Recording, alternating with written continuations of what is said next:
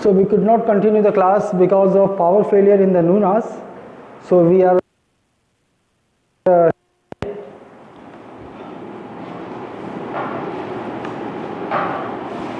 okay.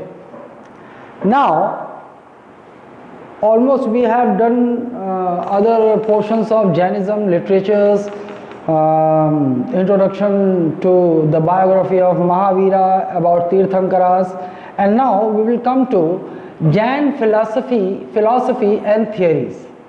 So in this part, the first one is the concept of or the theory of three jewels. Three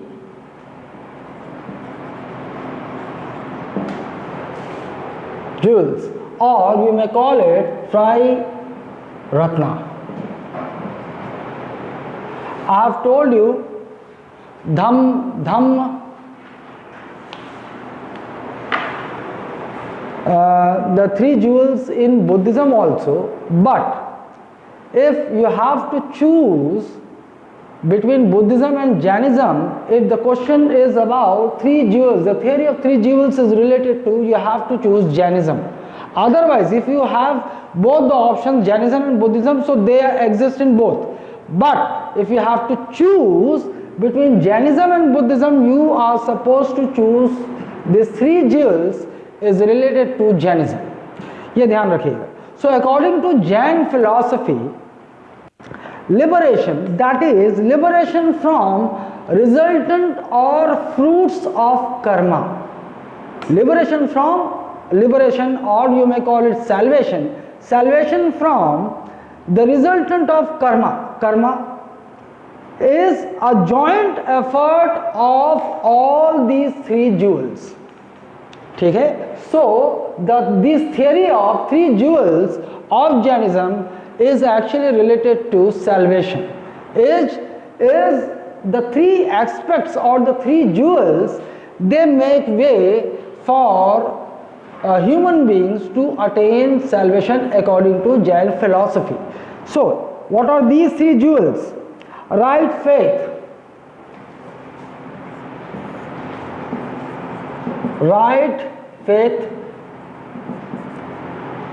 Samyak darshan, right knowledge,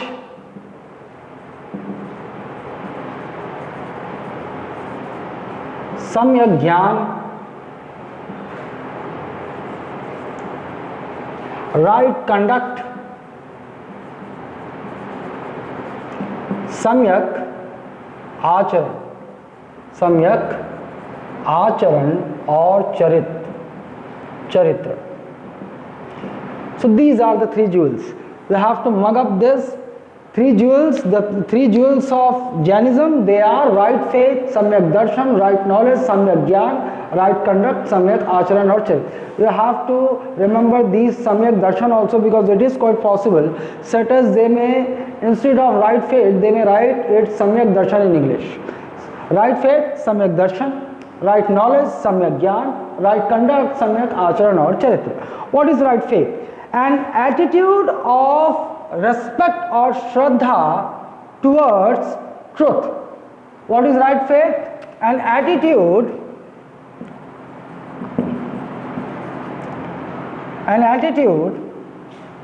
of respect towards truth.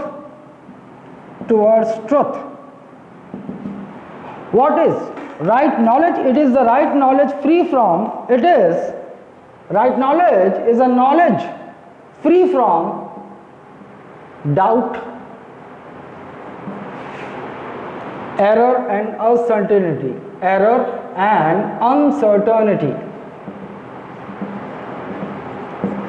This is, then the state is known as Dravya Sangraha state. This state, when you have a knowledge which is free from doubt, error, any type of error and uncertainty, then this state is Dravya Sangraha state. Dravya Sangraha state. You are not supposed to go deep into this. Dravya Sangrah state, it's useless, it's of no use for you. But three jewels of Jainism: right faith, that is Samyak Darshan, it means an attitude of respect towards truth. Right knowledge, Samyak Gyan, that is a knowledge you get must be free from doubt, any kind of doubt, error and uncertainty. That is, this is right knowledge. And the state, when the knowledge is free from doubt, error and uncertainty, the state is Dravya Sangrah state. It's called as Dravya Sangrah state. और बहुत ज़्यादा आपको जाने की ज़रूरत नहीं है, ठीक है, even for men also. Right conduct, सम्यक आचरण और चरित्र is what helps us the soul to get rid of karma. Right conduct is what helps the soul or self to get rid of karmas, to get rid of the cycle of karma. ऐसा बोलते हैं ना, कर्म मतलब आप जैसा करोगे वैसा बोगे, वही है कर्मा, ठीक है. अच्छा, right conduct is reflected in, or where this right conduct is reflected in Jainism? Right conduct is reflected in Panch Mahavrata. सुना होगा आपने पहले क्लास में पंच महाव्रता. I have told you Chaturthi propounded by Parshvanath. So Anuvrat, ये अणु वही है ना हिंदी में जिसे हमें एटम कहते हैं ना, अणुव्रत, ऐसा. तो what are these? These are ahimsa,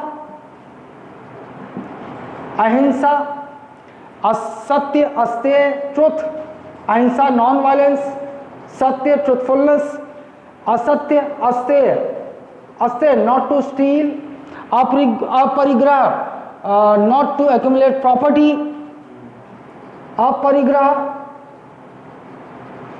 And the fifth one, so these four are Mahavrats propounded by Parshvanath. You already know Parshvanath, known as Chaturthi. Then Mahavira, during his time, he added up as Brahmacharya. So one can attain salvation, or one can help his soul to get rid of cycle of karma through right conduct, and these right conduct is reflected in 5 Mahavrats. One can follow, if he follows ahimsa, non-violence, satya, truthfulness, asteya, not to steal, aparigraha, non-accumulation of property, and brahmacharya, then his soul may get rid of the cycle of karma. That is, he may attain salvation. ठीक है, ये हो गया एक concept, 3 jewels. ठीक है, अब हम आगे बढ़ते हैं. नाउ नेक्स्ट,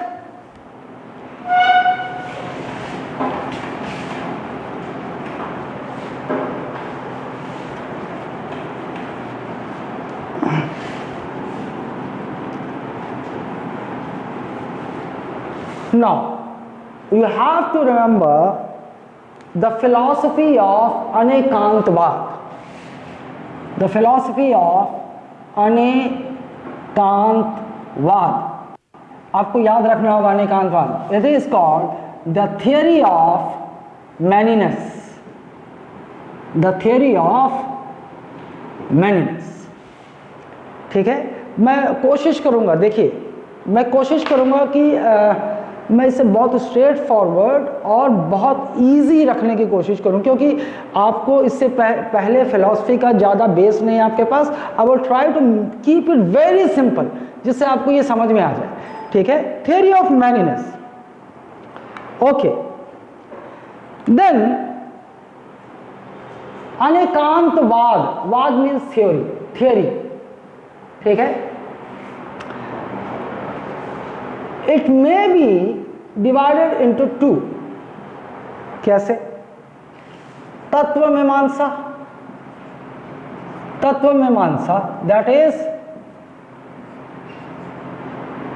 एलिमेंट, इसका इंग्लिश नहीं मिलेगा, फिजिक्स, एकदम लिटरल इंग्लिश नहीं मिलेगा, but metaphysics. And one is ज्ञान मीमांसा.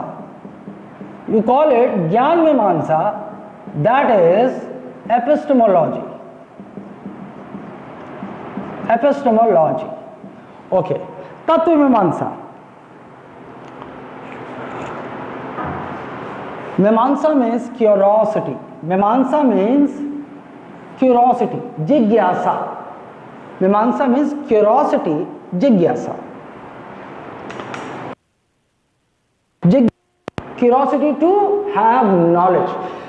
When Tattva Mimamsa, when we talk about atoms, molecules, objects, soul of this physical world, this world where we live, when we talk about this physical world and its atoms, about its atoms, molecules, elements, self, soul, humans, then we call it the field of metaphysics.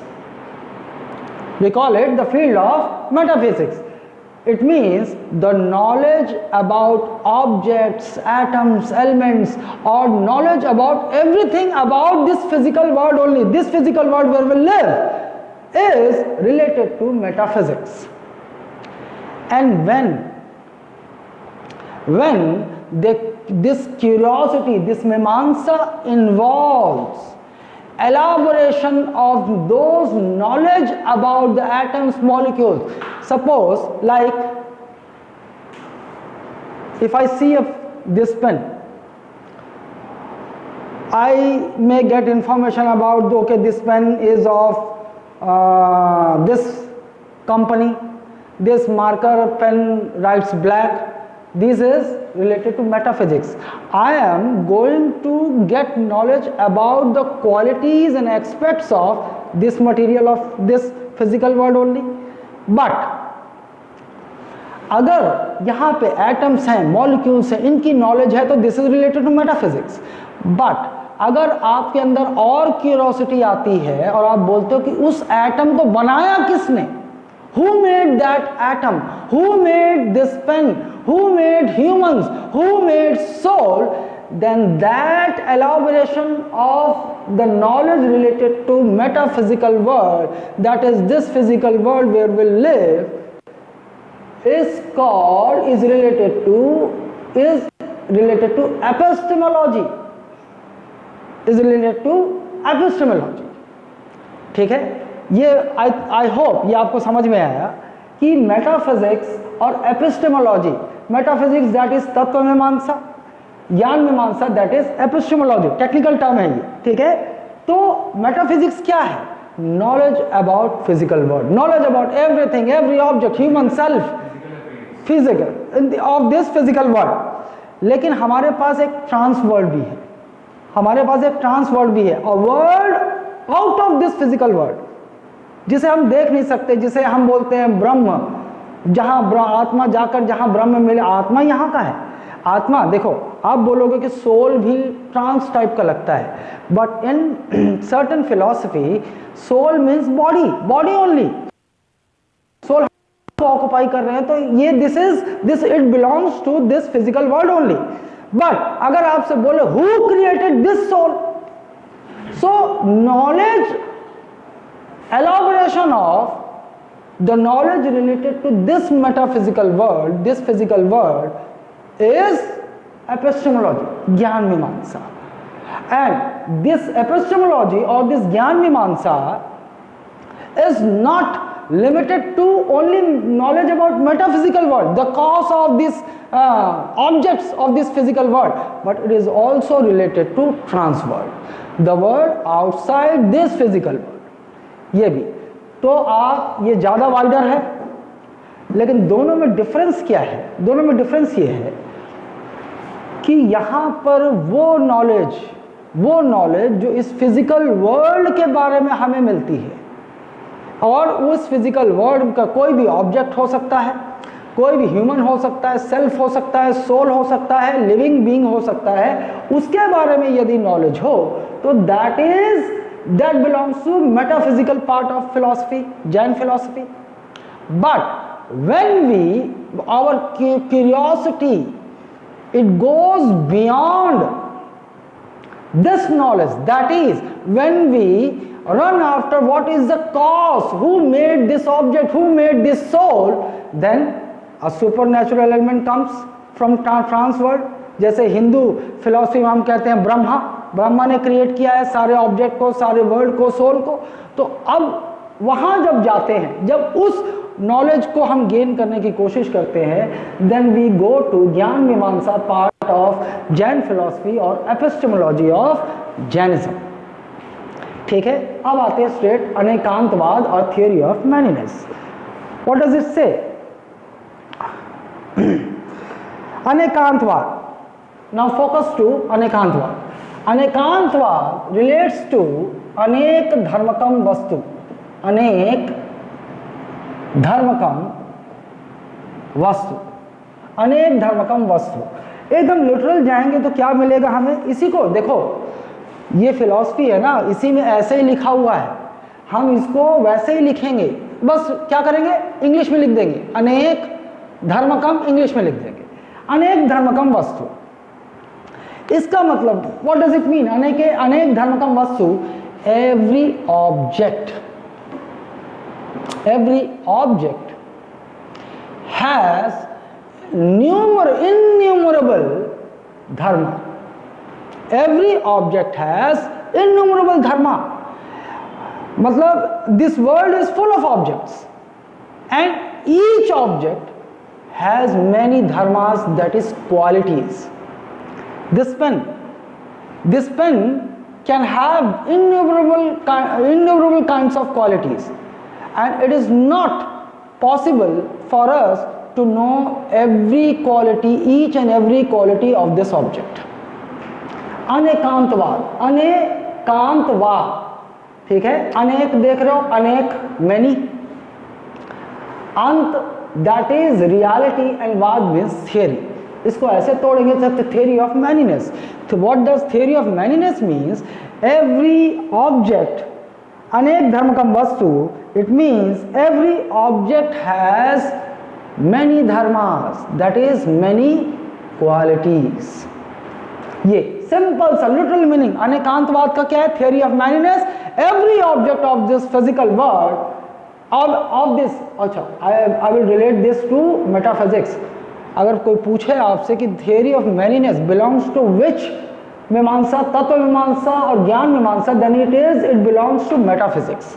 We आया object जो है इस world में होगा, object trans world में नहीं होगा, उस वर्ल्ड में नहीं होगा। When we are talking about object, that is it belongs to this metaphysical world. ठीक है, चलिए now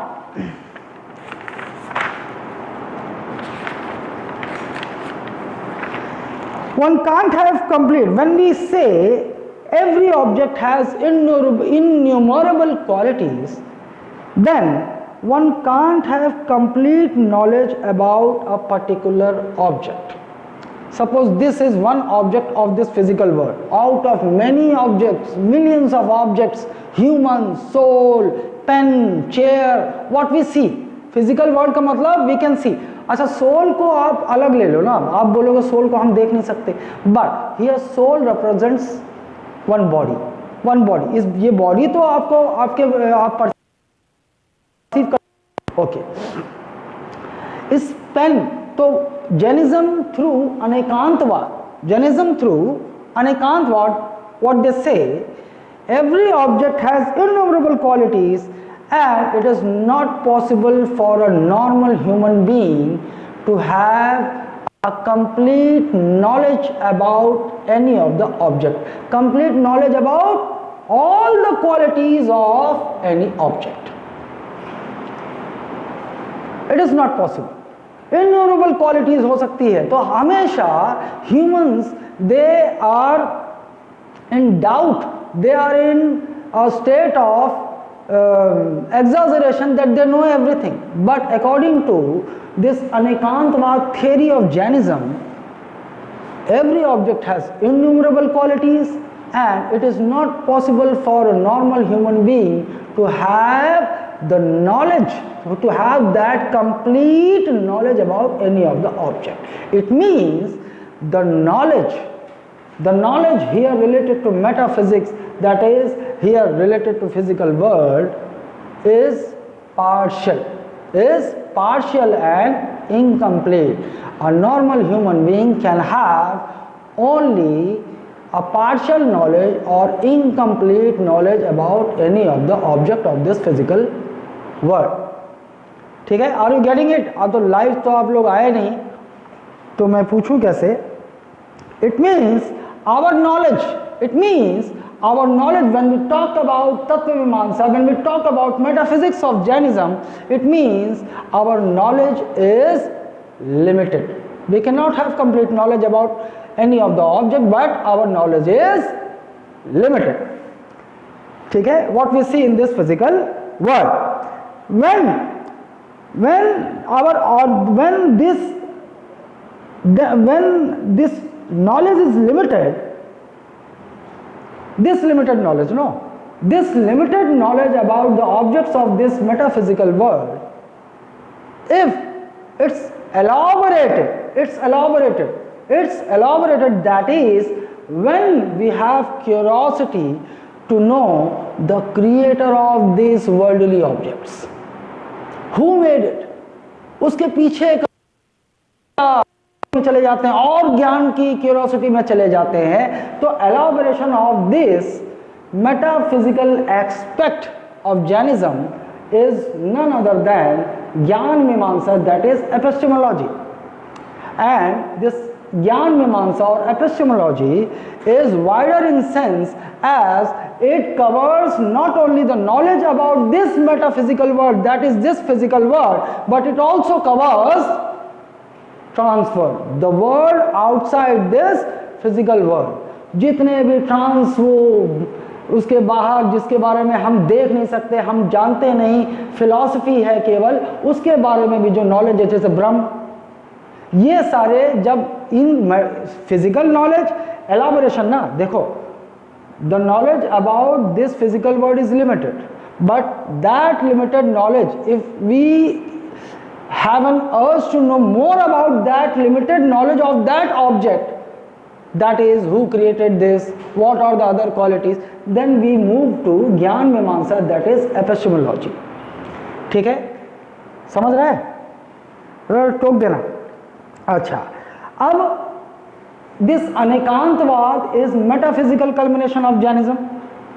Then when we move to this Gyan Mimamsa or epistemology of Jainism, then their theory which evolves is Syadvad,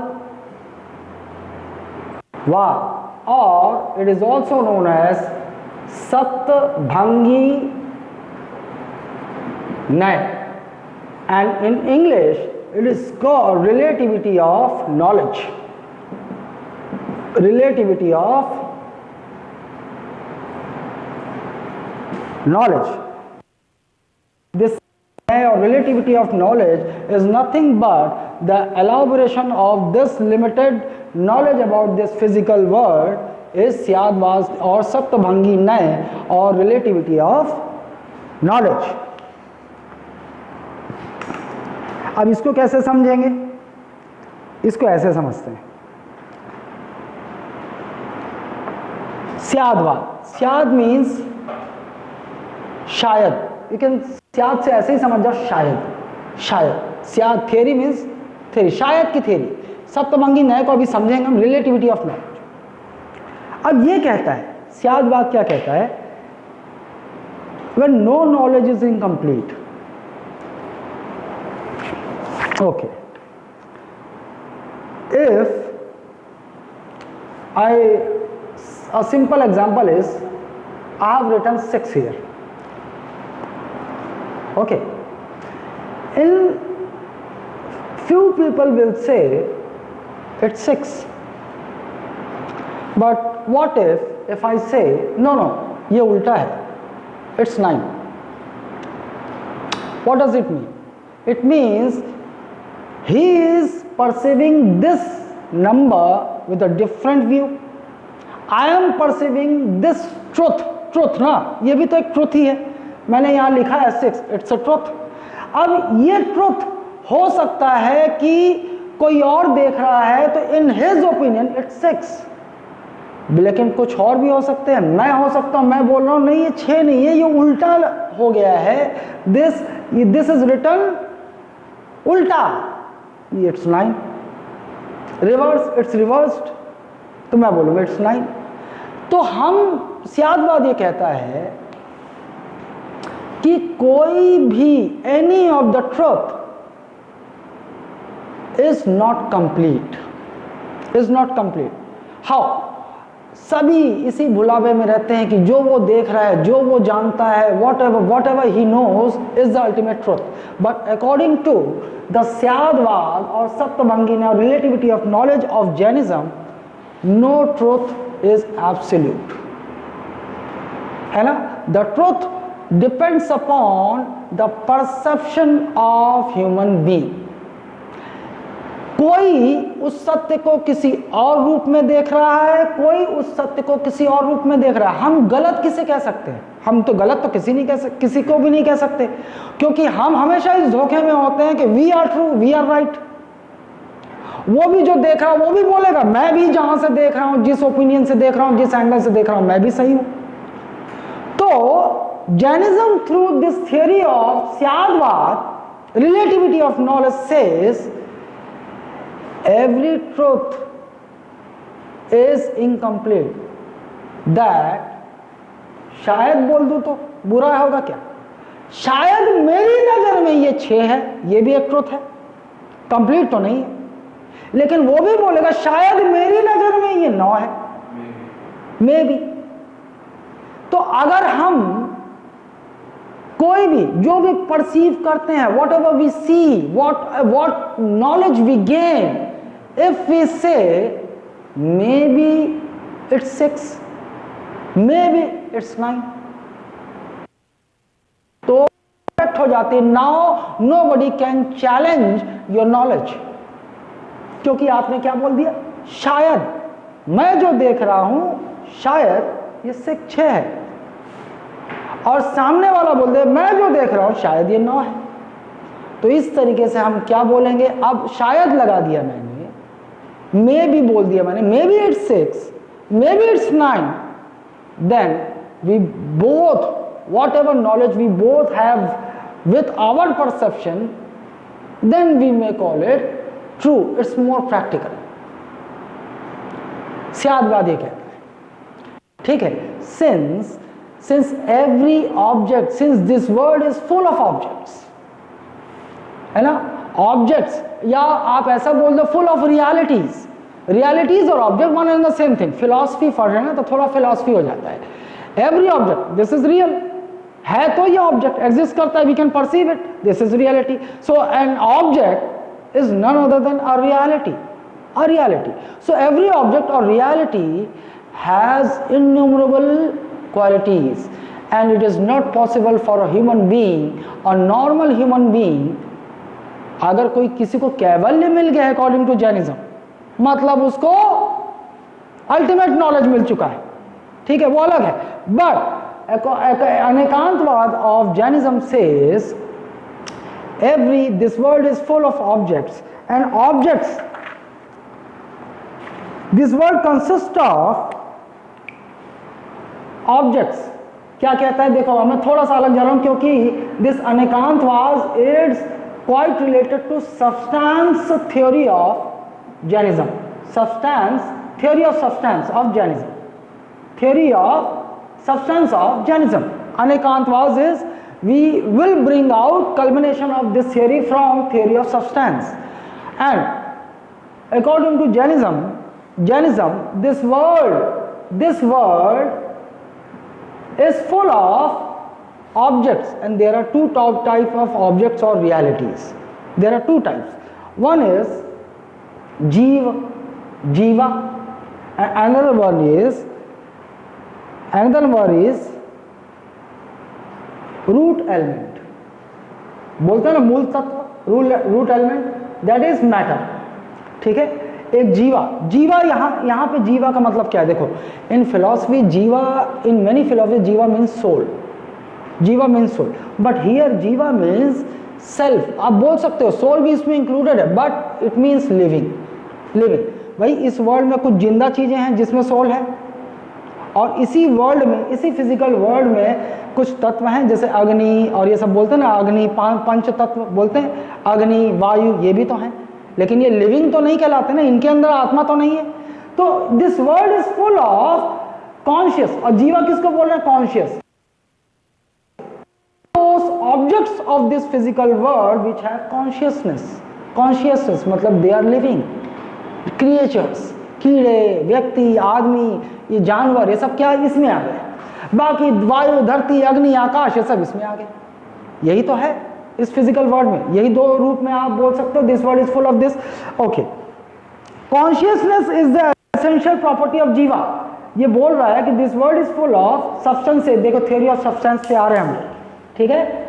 हम इसको थोड़ा सा इसी को जाकर इसलिए अनेकांतवाद से रिलेट होता है क्योंकि यही तो बात हो रही है, every object has many qualities. एक तो this world is full of objects, one जीव objects that is conscious objects, and one is root elements जिससे हम पंच तत्व कह देते हैं, अग्नि, वायु, ये सब, धरती, ठीक है। तो यहीं से तो है, यहीं से रिलेट हो रहा है अनेकांतवाद। भाई if this world is full of objects and every object has innumerable qualities, तो रिलेट तो हो रहा है। This theory of substance is having direct relations to अनेकांतवाद, ठीक है।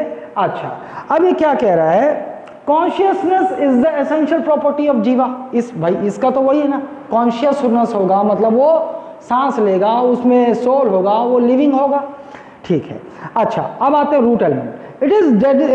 It can be classified into two, root element can be classified into two, atom and compound. Atom and compound. Atom क्या बोलते हैं अपन? एटम, इसको हिंदी में अणु बोलते हैं। कंपाउंड को क्या बोलते हैं अपन? स्कंध। ये क्या है? स्कंध। याद रखिएगा, कंपाउंड स्कंध, आप इंग्लिश में भी लिख सकते हैं स्कंधा, स्कंध, ठीक है जी। अब क्या है एटम? है क्या असल में? Atom is the smallest unit of element which cannot be further disintegrated, which cannot be divided, ठीक है। and different atoms they mingle to form compound। यही तो होता है क्या? कंपाउंड क्या होता है? H2O, हाइड्रोजन का एटम, दो एटम और ऑक्सीजन का एटम, ये मिलके क्या बना रहे हैं? एक कंपाउंड बना रहे हैं। तो ये वही है जो केमिस्ट्री ऑफ एटम और कंपाउंड जो है ना, वही। तो इनका रूट एलिमेंट यहाँ पे क्या है? Root element, the basic element of, the basic unit of this element is atom. And what is atom? Atom is that state which cannot be further classified, and different atoms they mingle to form a compound, a skandha, ठीक है। चलिए, जीवा, and when we talk about this jiva is nothing, jiva is this jiva means living ना, soul, soul भी बोल सकते हो। jiva is knower, knower, jiva is knower, jiva is doer, and jiva is enjoyer, this jiva। अब यहां पे देखिए आप, जीवा मीन्स सोल ओनली ना, ठीक, लेकिन इसको और थियरी ऑफ सब्सटेंस में जब जाएंगे तो इसमें सब आ जाता है, लिविंग सब, लिविंग ना। नोअर, जीवा इज नोअर, जीवा इज डूअर एंड जीवा इज एंजॉयर। इसको समझते हैं कैसे बोल रहे हैं? ये बोल रहा है कि इस वर्ल्ड की जो नॉलेज है वो नॉलेज लेता कौन है? सोल ही तो लेता है। नॉन लिविंग थिंग तो नॉलेज थोड़ी लेगा, पत्थर, धरती, ये सब नॉलेज थोड़ी लेंगे। नॉलेज अबाउट रियलिटी वो लेगा कौन? जीवा, ठीक है। तो जीवा इज नोअर, क्योंकि यही तो नॉलेज गेन करता है। इट इज जीवा ओनली विच गेन्स नॉलेज। तो नोअर हो गया, जिसको जानकारी होगी वो नोअर हो गया। अच्छा, डूअर, ये आत्मा ही तो सारे कर्म करती है। नॉलेज गेन किया तो नोअर हो गया। उसके बाद ही इज द डूअर, जीवा इज द डूअर। कैसे देखेंगे? It participates in the Karma. भाई आप, एक जीव है, एक आत्मा है, किसी के अंदर है, चाहे वो कीड़ा हो, चाहे वो इंसान हो, चाहे वो जानवर हो, अगर वो इस धरती पर आ गया है, वो पैदा हो गया है, तो वो पार्टिसिपेट करेगा कर्मा में, ठीक। अच्छा करेगा या बुरा करेगा, लेकिन कर्म तो करेगा ना। अच्छा, तो इस तरीके से हम क्या बोल रहे हैं? जीवा is doer. Why doer? Because it participates in karma. ठीक है, and it gains. Why knower? Why jiva is knower? Because it is jiva only. Conscious object, इसको हम क्या बोल रहे हैं, ऑब्जेक्ट को दो भागों में डिवाइड किया हमने, दे कॉन्शियस ऑब्जेक्ट है और यहाँ कॉन्शियसनेस नहीं है, ठीक, तो it is the doer because it is the knower because it gains knowledge, and it is called doer because it participates in the cycle of karma. And why enjoyer? Because it is jiva only, it is the soul of that living being only which has to get that impact of karma. अच्छा करेगा अच्छा फल मिलेगा, बुरा करेगा बुरा फल मिलेगा, तो वो एंजॉय भी कौन करेगा, उस कर्म के फल को एंजॉय कौन करेगा, वो यही करेगा, जीवा ही करेगा. तो I am trying to keep it very simple. पकड़ रहा है जो मैं बोल रहा हूं? ओके, नाउ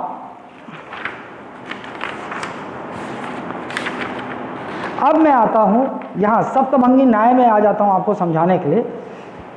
समझ गए आप why this theory of substance of Jainism is how it is related to Anekantavada. समझ गए ना आप लोग? ठीक है, ओके. अब आते हैं. सो देखो, जब जीवा जो है इस मेटाफिजिकल वर्ल्ड के बारे में नॉलेज गेन करता है तो then it is related to metaphysics of Jainism, तत्वमीमांसा. वही जीवा जब और अपने क्यूरोसिटी के मारे इस नॉलेज को और एलाबोरेट करने के लिए और नॉलेज की तरफ पीछे भागता है, जो वो देख भी नहीं रहा, जो वो देख नहीं सकता, किसने इसको बनाया, कैसे बनाया, ये सारे अगर उसमें उलझ जाता है तो वो कहाँ चला गया, वो ज्ञान मीमांसा में चला गया, एपिस्टेमोलॉजी में चला गया. ठीक, अच्छा. और जब एपिस्टेमोलॉजी में आ गया तब भाई वो और नॉलेज लेगा, और नॉलेज तो आप जानेंगे according to Jainism knowledge is incomplete. One normal human being can not have complete knowledge about any of the object. His knowledge is always partial and incomplete. अच्छा, जब वो यहां चला गया, जब when his knowledge is going to be partial और incomplete, then the theory was which is Syadvada. ठीक है, अब इसको देखते हैं. So according to the Syadvad of Jainism or the theory of relativity of knowledge, or this theory is also called सप्तभंगी न्याय और सप्तभंगी ज्ञान, कहीं कहीं सप्तभंगी ज्ञान बोल देते हैं. ठीक है, so सप्तभंगी elaboration and explanation of knowledge in 7 different parts. When one tries to gain knowledge about the trans world or the deeper knowledge about this metaphysical world, then his knowledge has 7 different parts. स्यादवाद में कोई भी knowledge incomplete है तो आप शायद लगा दो, आप इस थ्योरी को प्रूव कर दोगे. चलो कैसे? तो there are 7 different kinds of knowledge, और you may call it 7 kinds of judgments. भाई हम नॉलेज लेते हैं, जब हमें जो नॉलेज मिलती है तब हम कोई जजमेंट बनाते हैं. तो अगर हम ये क्या कहता है Syadvada, what does Syadvada says, your knowledge, whatever knowledge we gain can be divided into 7 different parts, can be divided into 7 different truths. 7 different truths. कैसे चीज को हम परसीव करेंगे तो क्या होगा? स्यादवाद. अब आते हैं ना इस पे, स्यादवाद मतलब स्यादवाद. सो your knowledge can be divided into 7 different kinds, 7 different types of truth. The first one, शायद है. भाई कोई भी चीज को आपने देखा तो आप इसको देख रहे हो और बोलोगे ये पेन है, और बोलूँगा ये पेन नहीं है. ये भी तो हो सकता है, मेरी परसेप्शन अलग हो सकती है आपकी. तो अब यहाँ पे किसी के एग्जिस्टेंस से मतलब शायद है, एक टाइप का नॉलेज हो गया, एक टाइप का ट्रुथ जो आपको लगता है कि ट्रुथ है, लेकिन हम स्याद लगा दिए तो आप तो नॉलेज को वैलिड कर सकते हैं अपन. शायद है तो शायद नहीं है भी तो हो सकता है. शायद नास्ति, स्याद नास्ति संस्कृत शब्द है. स्याद अस्ति मतलब शायद है, शायद नास्ति मतलब शायद नहीं है, ये भी तो एक सच हो सकता है। अच्छा तीसरा देखो, शायद अस्ति नास्ति, शायद अस्ति नास्ति, शायद है और शायद नहीं भी, ये भी तो एक टाइप का ट्रुथ है, ठीक है। शायद अव्यक्त, चौथा देखो, शायद अव्यक्त मीन्स ट्रुथ इनडिस्क्राइबेबल, इनडिस्क्राइबेबल, शायद का मतलब ट्रुथ होता है ना, सत्य होता है, लेकिन मैं तो आपको समझा रहा था कि शायद लगा दो, तो शायद ट्रुथ इज, ट्रुथ है, ट्रुथ नहीं है, ट्रुथ है भी और नहीं भी है। शायद अव्यक्त, ट्रुथ इज इनडिस्क्राइबेबल, मैं कुछ देख तो रहा हूं लेकिन मैं उसे वो दैट इज इनडिस्क्राइबेबल, डिस्क्राइब नहीं किया जा सकता।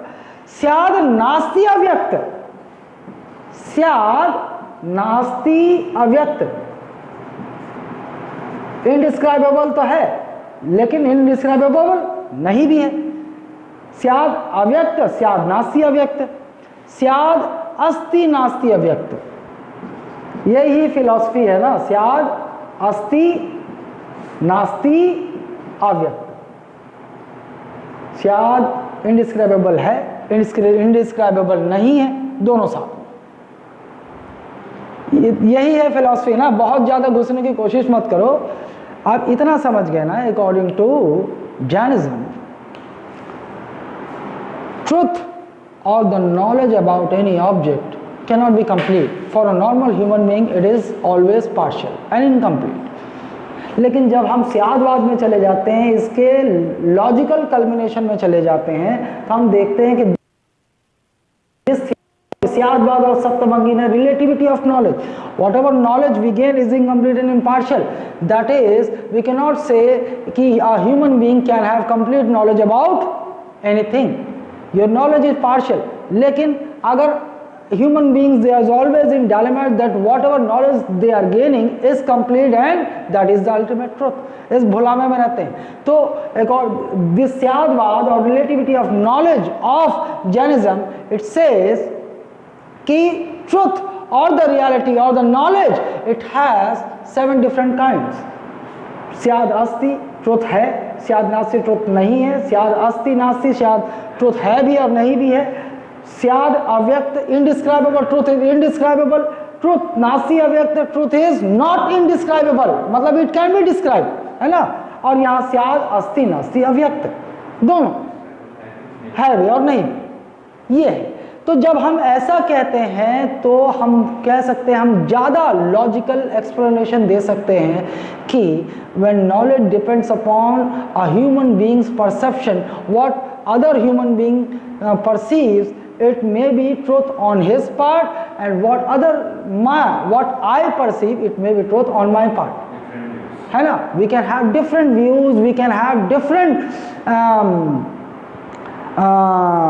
क्योंकि देखो इस पेन की 1000 क्वालिटीज हो सकती है, वो देख रहा है इस पेन को, तो हो सकता है कि वो इसकी 500 अलग क्वालिटी देख पाए, इससे ज़्यादा ना देख पाए, और मैं हो सकता है दूसरा 500 क्वालिटी देख रहा हूँ, तो भाई सही तो वो भी है, सही तो मैं भी। इसीलिए तो जब हम यहाँ पहुँचते हैं तो हम बोल ही नहीं सकते कि जो ट्रुथ है वो अल्टीमेट है। तो जब इस फिलॉसफी में हम आएंगे तो हम देखते हैं कि जो एक सच है वो सच के 7 अलग अलग भेद हो सकते हैं। It can be classified into 7 different kinds. ये सभी सच हैं। शायद ट्रुथ है, ट्रुथ नहीं है और नहीं है दोनों।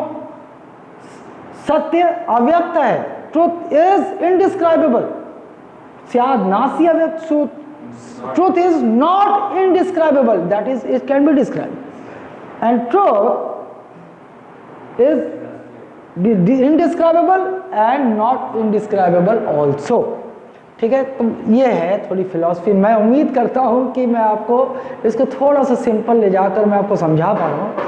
अदरवाइज क्या होता है कि एक थोड़े छोटे छोटे चीज़ों से हमें आगे बढ़ना होता है, जबकि इट इज़ नॉट आपको उतनी जानकारी की ज़रूरत नहीं है ना। अब देखिए सप्तभंगी न्याय को कैसे जोड़ेंगे हम। The knowledge of an ordinary human being is partial and incomplete, ये तो अभी तक हम समझ ही गए। अब देखिए सप्तभंगी न्याय is a perception to understand an object, इसी को हम सप्तभंगी न्याय कहते हैं। ठीक है, तो सप्तभंगी, व्हाट इज सप्तभंगी न्याय? सप्तभंगी, ओहो time,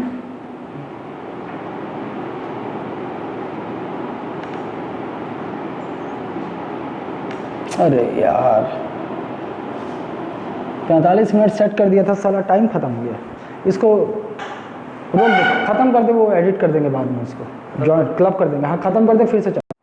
सप्तभंगी Nyaya, this Syadvada is also called Saptabhangi Nyaya. So देखिए आप, since the knowledge of an ordinary human being is partial and incomplete, Saptabhangi, what is सप्तभंगी न्याय? Is a perception to understand an object. Saptabhangi Nyaya जो है, इस बोल सकते हो आप, इस 7 तरीकों से हमें ऑब्जेक्ट को समझ सकते हैं, उस नॉलेज को, उस ट्रूथ को हम इस इन 7 प्रकार से कह सकते हैं। अब देखिए, that reaches to any judgments, Saptabhangi न्याय is a perception to understand an object that reaches to any judgment. So there are 7 kind of judgments. When there are, truth can be classified into 7 parts, then you can have 7 kinds of judgments also. Judgment बनाओगे किसी चीज को, कोई knowledge आती है तो हम उससे जजमेंट बनाते हैं। So this only why this, so this is the reason why Syadvada is also called Saptabhangi Nyaya. ठीक है, and to make it understand this Syadvad, to better understand, I will give you a story of 6 blind persons and an elephant. आप लोगों ने भी सुनी होगी, 6 अंधे जाते हैं और एक हाथी होता है, और हाथी, एक व्यक्ति हाथी के पैरों को छूता है, अंधा है, सभी अंधे हैं, हाथी को पैरों को छूता है, तो उस हाथी को वो का सच वो किस तरह देखता है? खंबा है। क्या बोलता, हाथी किसकी तरह है? ये तो खंबे की तरह है। वो भी एक सच है भाई, वो उसका अपना परसेप्शन है, उसने जो महसूस किया वो हाथी खंबे की तरह था। दूसरा अंधा जाता है तो दूसरा उसके सूंड को छूता है, तो बोलता है ये हाथी तो अजगर की तरह लग रहा है। ये भी तो एक ट्रुथ है ना, हम गलत भी तो नहीं कह सकते। वो उसका परसेप्शन है, उसने छूकर उसे सूंड को छुआ, उसी को उसने हाथी मान लिया, और उस कह रहा है कि it looks like Python, elephant looks like Python. और एक और अंधा जाता है, वो उसकी पूंछ छूता है, tell, he touches his the tail of that elephant, and at what conclusion he reaches? He says that this elephant seems like rope. उसको वो रस्सी की तरह, एक उसके हाथी के पेट के पोर्शन को छूता है तो उसको लगता है ये तो दीवार की तरह खड़ा है, ये तो दीवार की तरह लगता है। एक मस्तक को छूता है उसके, तो बोलता है यार ये तो छाती की तरह लगता है। और एक उसके कानों को छूता है तो बोलता है यार ये हाथी तो पंखे की तरह लग रहा है। तो हम क्या बोल रहे हैं कि व्हाट इज सप्तभंगी न्याय actually is a perception to understand an object. हम जिस तरह से देखें भाई, हम किसी ऑब्जेक्ट के बारे में कैसे समझेंगे, कैसे हम उसे समझेंगे, कैसे उसका नॉलेज गेन करेंगे, तो हम जो परसीव करते हैं वही तो नॉलेज हम लेंगे। और यू कैन नॉट हैव भाई, हम ह्यूमन बीइंग, एक और एग्जांपल देता हूं, मैं आईने के सामने खड़ा हूं भाई, आईने में मैं अगर अपने आप को परसीव करने की कोशिश करूं और अपने आप को देखने की कोशिश करूं, तो क्या आईने में मैं अपना पीछे वाला हिस्सा देख सकता हूं? क्या मैं केवल सामने की ही अपनी क्वालिटी देख पाऊंगा? पीछे वाली बहुत सारी, मतलब इन्यूमरेबल क्वालिटीज में से मैं कुछ ही देख पा रहा हूं, कुछ अभी भी छुपा हुआ है जो मेरे ज्ञान में नहीं है, जो मेरे नॉलेज में नहीं है ना।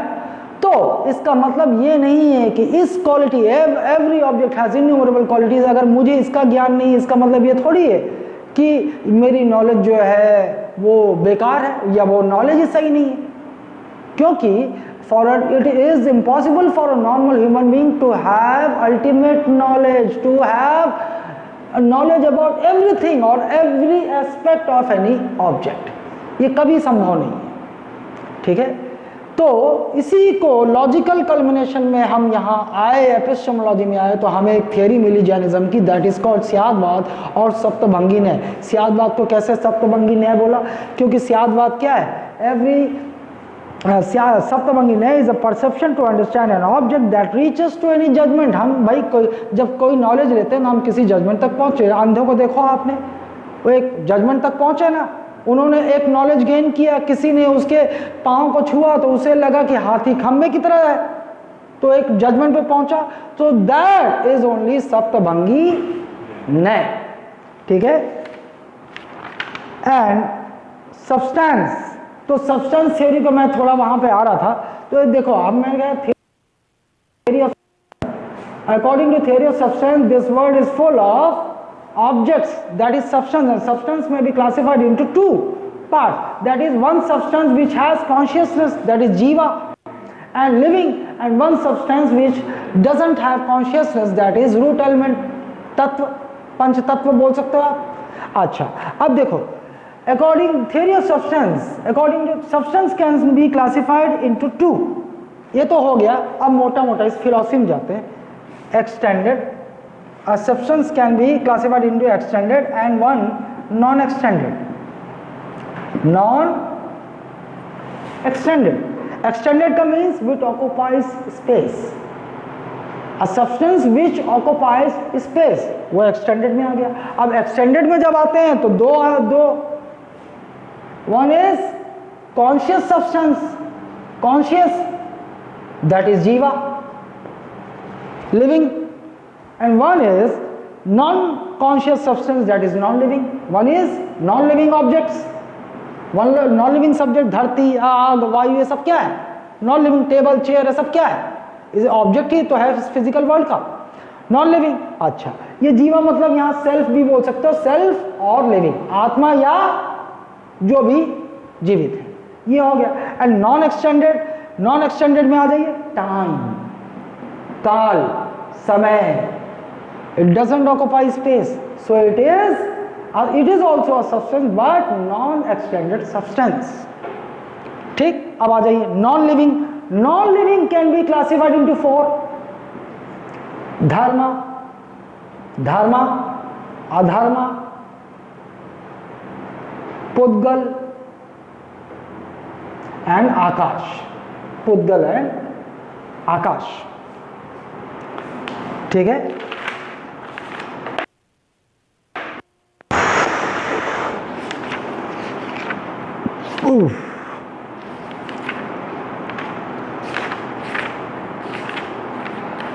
अब यहां आ जाते हैं, यहां देखते हैं धर्म और अधर्म को देख लेते हैं।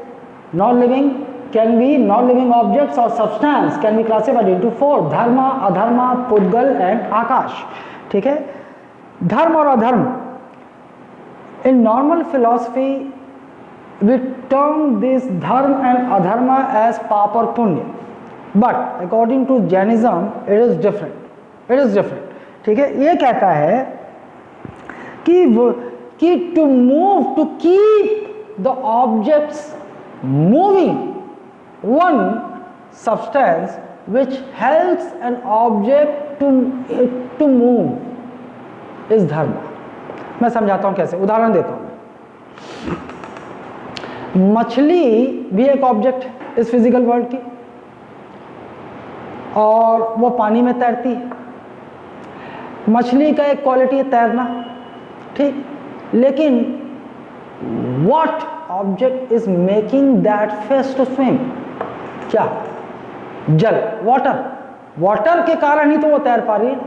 तो water is making that fish to swim, तो यहां पर water क्या हुआ? water is धर्म, water is धर्म, an object which helps an object to keep moving।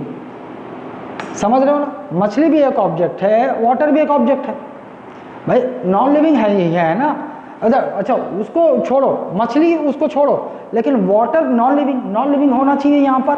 तो वाटर जो है एक ऑब्जेक्ट है, ये लिविंग है मान लो। वाटर जो है इसकी क्वालिटी क्या है? मछली की, तैरना, लेकिन इसको ये तैर किसके कारण पा रही है? इस ऑब्जेक्ट के कारण, नॉन लिविंग ऑब्जेक्ट जो कि वाटर है। वाटर असल में इसकी मदद कर रहा है तैरने के लिए, तो ये वाटर क्या हो गया? वाटर इज धर्म। अधर्मा,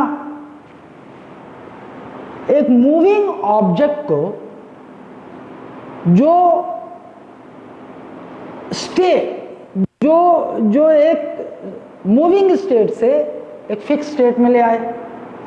पहला वाला क्या देखा, जो एक ऑब्जेक्ट को मूव करने में मदद कर रही है, that non living object is Dharma, that is water in case in that explanation in that example. और व्हाट इज अधर्मा? अधर्मा वो ऑब्जेक्ट होगा, वो नॉन लिविंग ऑब्जेक्ट होगा जो किसी मूविंग ऑब्जेक्ट को ठहराव में ले आएगा। ठहराव के स्टेट, एक चलाएगा वो धर्मा है, और जो ठहराव ले आएगा उस मूविंग ऑब्जेक्ट में वो अधर्मा है। जैसे भाई मैं चल रहा हूँ, मैं कहीं चल रहा हूँ और मैं वहाँ जाकर मैं थक गया हूँ, और अब मुझे भाई एकदम चिलचिलाती, लेकिन एक पेड़ आता है, एक पेड़ की छांव आती है और वो मुझे वहाँ ठहराव दे देती, मैं वहाँ रुक जाता हूँ आराम करने के लिए। तो इस स्थिति में दैट ट्री विल बी अधर्म। और पुद्गल आ जाते हैं। पुद्गल कुछ नहीं है, मटीरियल सब्सटेंस। पुद्गल क्या है? मटीरियल सब्सटेंस, ये होता है पुद्गल, ठीक है। और आकाश हम क्या कह रहे हैं कि ये क्या बोल रहा है? धर्म अधर्म जीव और पुद्गल। देखो, धर्म अधर्म पुद्गल सारे मैटर, और जीव भी शामिल है ना, वो यहां है। तो भाई akasha is that non living substance which gives all these four elements a space. It is invisible. Akash, this non-living substance is invisible. हम आकाश से वो मत समझो केवल उसको, यहाँ आकाश is very much wider. Akash is that invisible object or substance which gives home to all these living objects, all these dharmas, all these adharmas and पुद्गल। मतलब आकाश inhibits